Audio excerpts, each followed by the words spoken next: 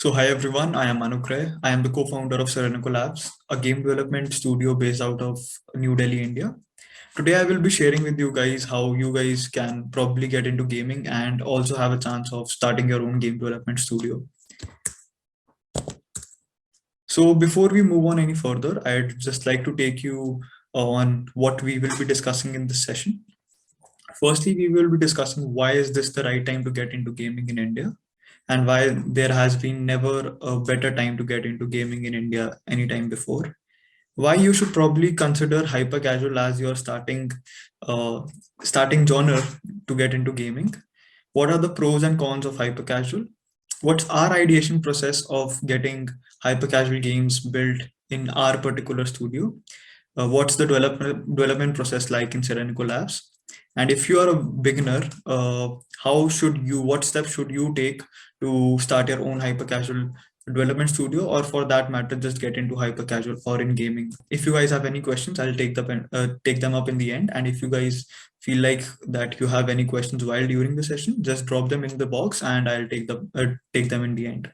So I have designed and I have curated the course in such a way where it is very beginner friendly and intermediate level, so that everybody who's watching is able to understand about hyper casual and gaming in general.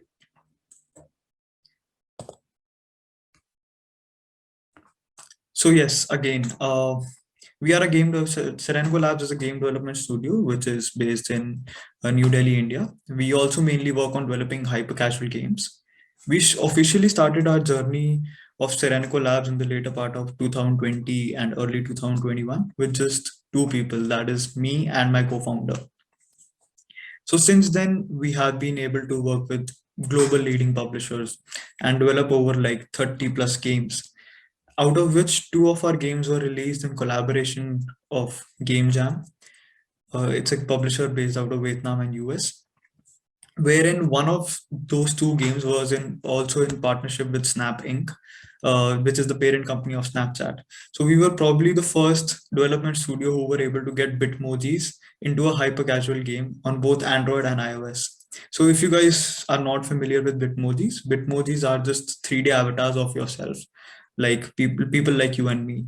So if any one of you have used Snapchat, when you open Snapchat, you must have seen a 2D avatar of yourself onto the app. So Snapchat created those 2D avatars into 3D, and we took those 3D avatars and used them in a hyper casual game. So if you play this game, Hot Potato, which was made by us and is published by Game Jam, you could just log in with Snap and play as yourself in the game. So that was a really interesting thing that we did in 2020, 2021. So let me just take you on the background of the founders behind Serenico Labs.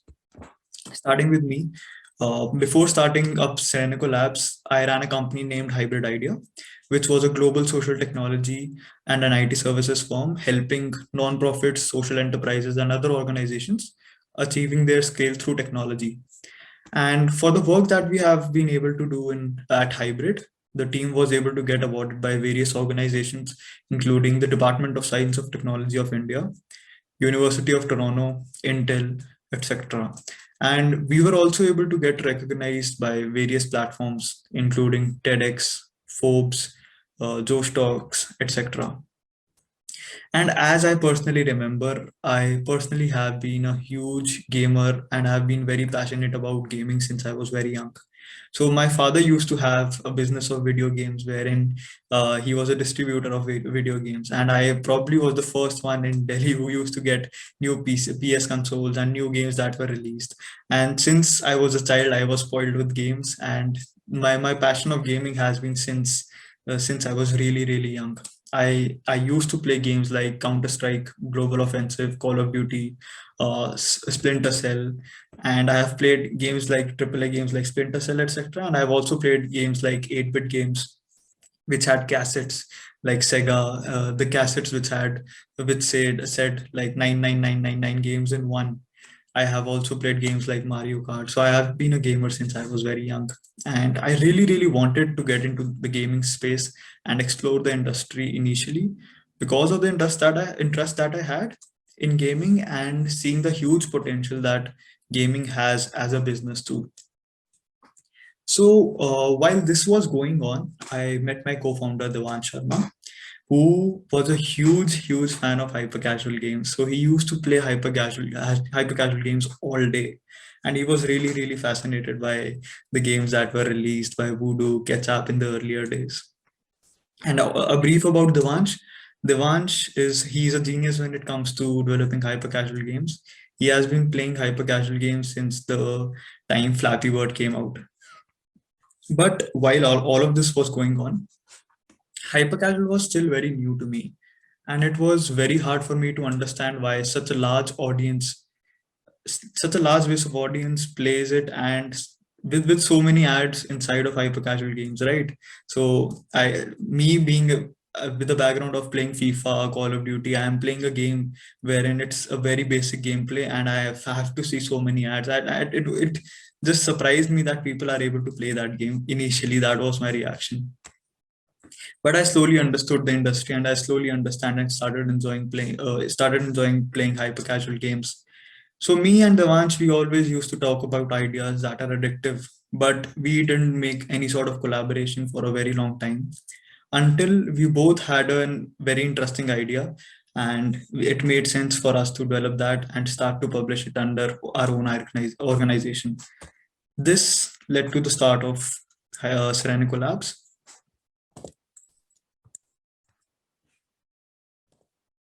But we have a major question.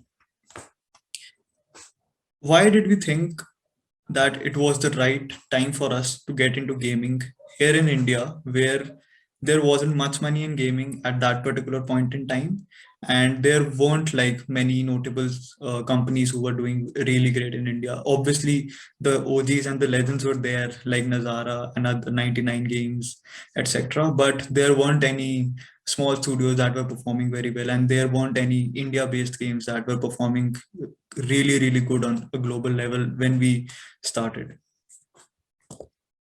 So the answer is very simple. It made sense to us because we were really passionate about games. Even though I played games like even though I played AAA games, I played games like Call of Duty. Devansh played hyper casual games, but the thing that we both had was a passion for gaming. We had a mutual passion for gaming in general. Even though the genres of gaming that we both played were very different, the passion was mutual about gaming. Passion was necessary, and we had that. But what about the money that we have? Like, we are starting a business, we do need to have some money to generate, right? So why did it make sense for us to start a business of gaming? We looked at the future aspects of gaming, and we genuinely felt that a gaming influx in India is long due and pending. Thanks to Geo, we were able to see a huge uptick in the accessibility of internet even in the remotest part of the country. And by all means, being in COVID, we could figure out that the internet penetration is just going to increase, and the majority of the large population of India will have access to fast internet in the coming years. And many other factors which led us to think that the industry can have a huge upsurge in the coming years. While we were discussing this, we also read that Nazara has filed their IPO, and we were very extremely excited to see that a gaming company from India, which like was founded 20 years ago, is finally getting listed on the stock market. First Indian gaming company is getting listed on the stock market, and we thought that it's just the start, and there will be many more Indian companies which will be getting into gaming and perhaps going public in certain years. This all made sense, but why did we choose hyper casual to start? This is a very interesting question. So we studied the market, and we uh, thought of various ideas that we could various genres by which we could get into gaming. But we particularly chose hyper casual because hyper casual game development have very short timelines. So generally hyper casual games have really short timelines as compared to casual games or AAA games. So for example, everyone of you must have heard about what happened with Cyberpunk. It was getting developed since like many years, but that when it got released, the response wasn't very good. Obviously they would have covered their cost, but the game didn't perform as per their expectations or as per the market expectations at all. So there's a huge risk while you develop AAA games. There's a huge cost involved while you put in 7 to 8 years to develop just one game. And not just for AAA games, if even if you just develop a casual game, the risk of developing a casual game is also high, wherein you just put in your 6 to 8 months on one particular idea. You launch it out in the market, you do A/B tests, but perhaps there are still chances that it couldn't work out, or the marketability isn't working out, or some you aren't getting the LTVs that you expected the game to get in the first place. So that was the one reason. Secondly, for hyper casual, we did not need a huge amount of investment to start. Due to shorter timelines, the investment of one hyper casual game is significantly much less than the other games. So even if you are starting out as a Unity developer, it won't take you much time to understand. Obviously, it would take a lot of practice, but it won't take as much time for you to develop a really polished game rather than just a basic hyper casual game. So we were able to figure that out. Thirdly, what we also saw that there's an instant feedback loop. So if we had like 6 ideas, and if we could develop 6 ideas in just 1 month, and we could just test, we had the capabilities to develop hyper casual games in such a short time, where we could test 6 different ideas in just 1 month. So imagine the feedback loop that we are getting as compared to other genres of gaming. And lastly, and the most interesting part, uh, hyper casual has a huge target audience. Literally everyone is our target audience as compared to the other genres. Whether it be a 65-year-old person or a 12-year-old child, hyper casual games are accessible and enjoyable to everybody. Also, while going through all of this, I came across a stat wherein it said that 51% of the total revenue generated from mobile games is from hyper casual. So that is why it is a huge market for a lot of players, and uh, there's a lot of space for developers to exist in it.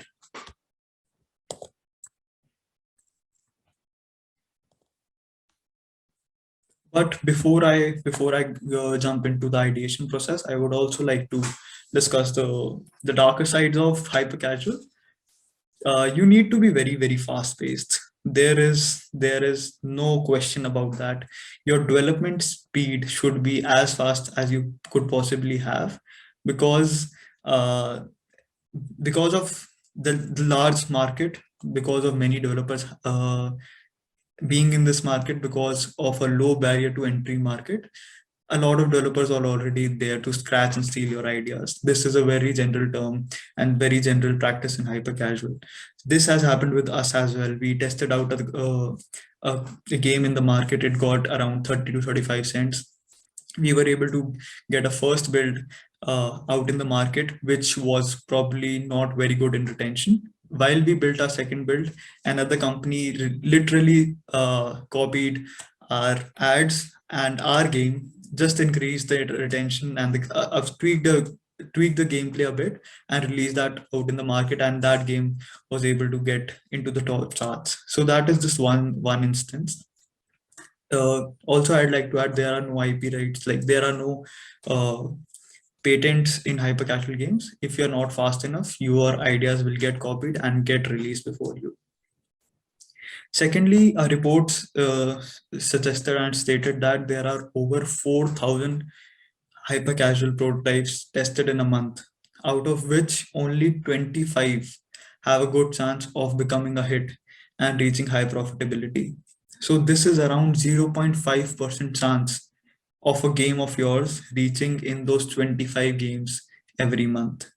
So the industry is highly competitive. It obviously, we see that a game is getting published, it is getting $1 million payout, or it is getting a 200, $300,000 payout. And especially in India, while 200,000 or a 300,000 payout makes you a crorepati, it is very exciting to see. But the dark side is that there are very, very less chances of you getting a hit every month. Obviously, if you guys are persistent enough, I'm sure many of us will be able to get a huge hit. But we should also get that in mind, take this thing in mind, because you shouldn't probably focus all of your time if you are not getting a hit, and you should probably diversify some financial models if you want to sustain your studio.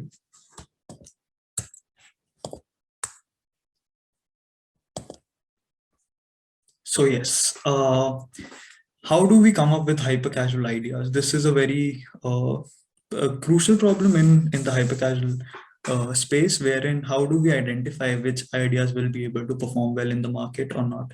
Every studio, I guess, has a different approach. The approach that we particular have is that in our initial ideation process, we heavily focus on marketability. So what does that mean? We normally see a lot of hyper casual games daily, which gives us an insight of why the game gets a good CPI. Using that data, we think of games in terms of ads. Like, we literally do not think of games, we think of games as ads first. If this ensures that we can nail down a good CPI, we move on to the next stage where we address the problem of retention. Like, we address retention features in a game by applying the hyper casual theory, as per we call it.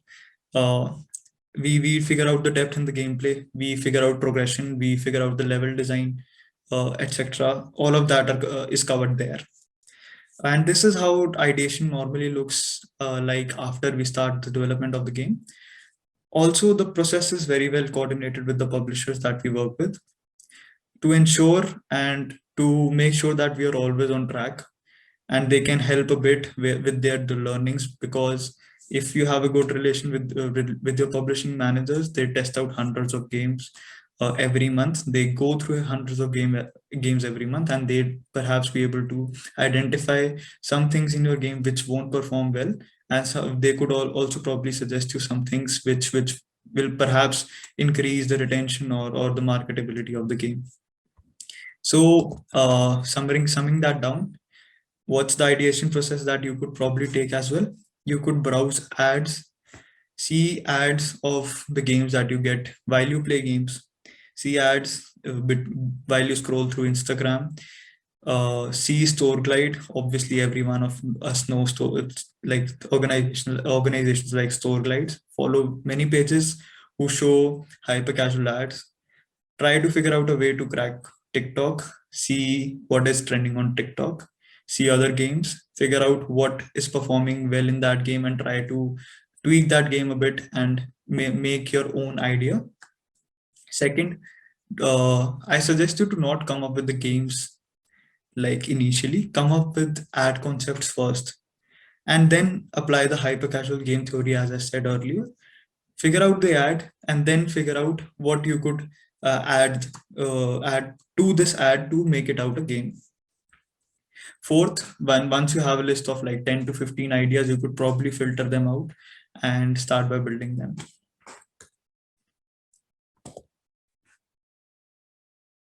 So yes, summarizing it all, the idea is finalized with discussion with the whole team.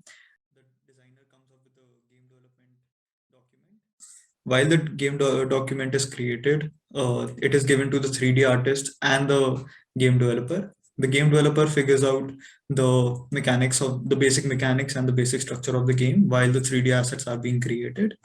And once the 3D assets are there, the developer also creates a final gameplay, and then we test it out in the market. That is the normal process that every hyper casual studio generally takes up. Our development timeline for every project is similar to like every other hyper casual development studio. It takes around 1 to 2 weeks to have a polished final CPI build for us and then test it out in the market. We use Slack and Trello. Uh, we use Slack for communication and Trello for to assign the work in the organization. This helps us organize the work and get to the development at a flow state in the minimum time.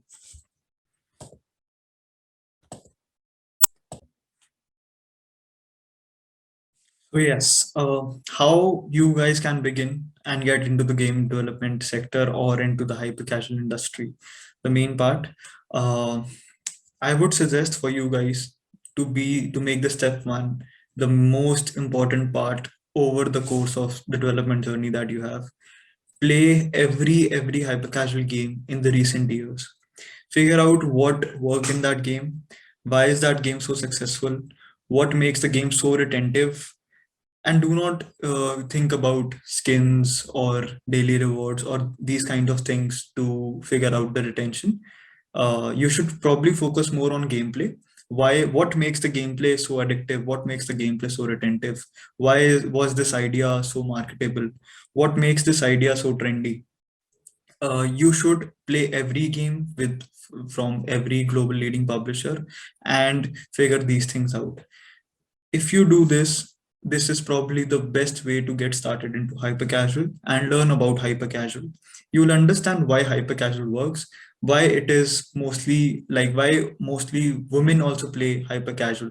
Generally, gaming is not considered as something that girls do, but the majority of the hyper casual gaming audience is women. So you would probably understand what makes a game wide wide reachable to everyone. You should probably figure that out and then perhaps get into the next step. So the first step is play every hyper casual game, fall in love with the hyper casual games first, see why they are addictive and retentive. Secondly, you should probably start by second step would be think of ideas and start by creating a portfolio. Even if you are not very good in development, that is probably okay for a time. The what matters the most is your ideas.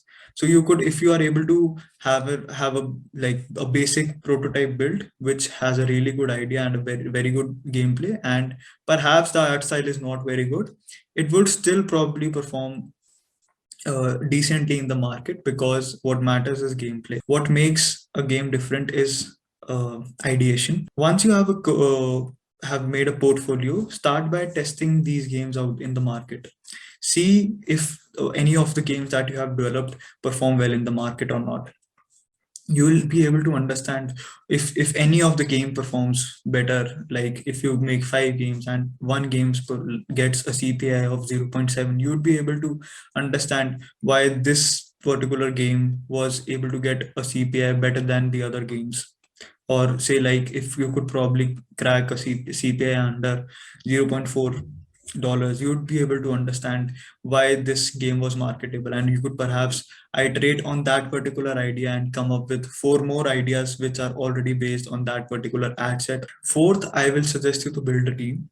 Obviously, hyper casual is something that you could do alone as well, but being in a team, having different perspectives, having multiple minds working on one game is the best thing that you can do. That has worked well for us while we have built a team, while we have scaled our development and design team.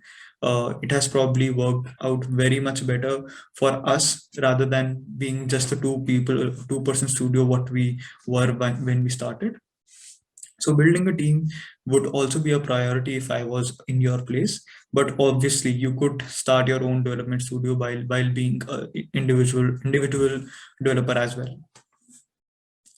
Fifth would be choosing a right partner. This is very important because once you have a team, once you have a portfolio, once you are confident enough that you have a great ideation in the market and publishers would be ready to partner with you, you should probably work with multiple publishers and decide on which publisher works the best for you, what are the processes that each of these publishers take, and which of these processes align with your process as well. So choosing the right partner is very important because you are giving in your blood and sweat for these games. And if you do not have a right partner, there would probably be many obstacles that you would have to face rather than just building games. Perhaps there will be some times where publishers are not able to understand your process, the communication is not good. So we probably not suggest for you to work with those publishers. Obviously, you could request the publisher to change the publishing manager. But if the process isn't seeming very nice to you, you should probably try out another publisher. And obviously, think in the long term. Hyper casual is not a short term game. While deciding a publisher, while deciding a strategic partner, while deciding anyone, you should probably think in the longer term. In the longer term horizon, because you won't be able to, as harsh as it may sound, it the probability of getting a hit within your first month is very, very, very low, extremely low. So you should probably think of a publisher who would be able to support you in long term. And obviously publishers will also be able to understand your mindset behind this, and they also understand that hyper casual isn't a short term game for a studio, it is a long term game for a studio. Lastly, I would just suggest you guys to keep building and iterating. And that is it from my side. If you guys have any questions, you can let me know. I will answer that. And if you guys are not comfortable sharing the ideas here or the questions here, probably what you could do is you could perhaps mail me or my co-founder and we'll get back to you. Thank you.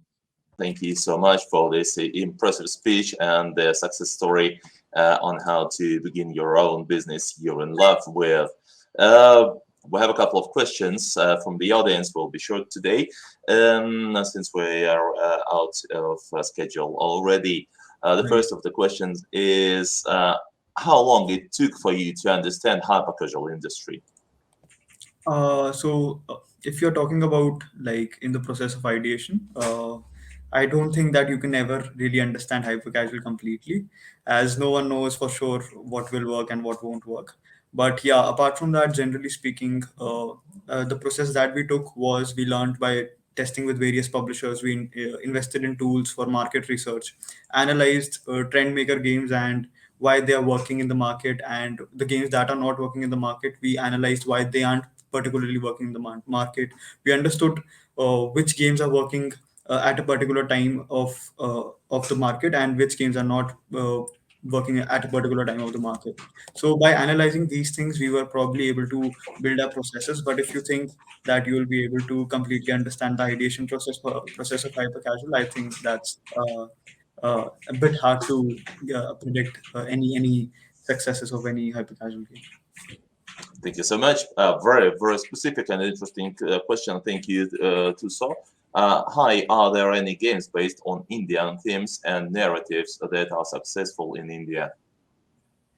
So there are like India is like getting big in gaming right now. There are probably many studios right now back compared to back like 3 or 4 years back.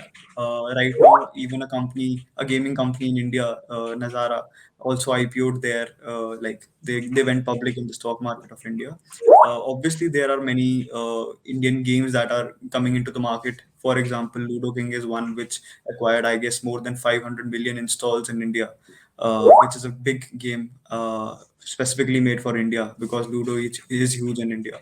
And I have seen many more startups coming up with Indian-based games and Indian narrative games, which are like raising funds and developing those games. Obviously, it will take some time for the market to mature, but I'm sure that India is the one of the most growing markets, and Indian narratives will work not just in the country but also in the world, because Indian mythology, Indian concepts are very interesting, and I genuinely believe that they could have a really big mass market, not just in India but globally as well. Thank you so much. I think we have to go on and finish the Q&A for the moment, guys. Anugreh will proceed with us. He's a moderator of the upcoming discussion panel, which has to start right now. So please stay live and join us on a panel. Thank you, All right. Anugreh. Let's go to the panel.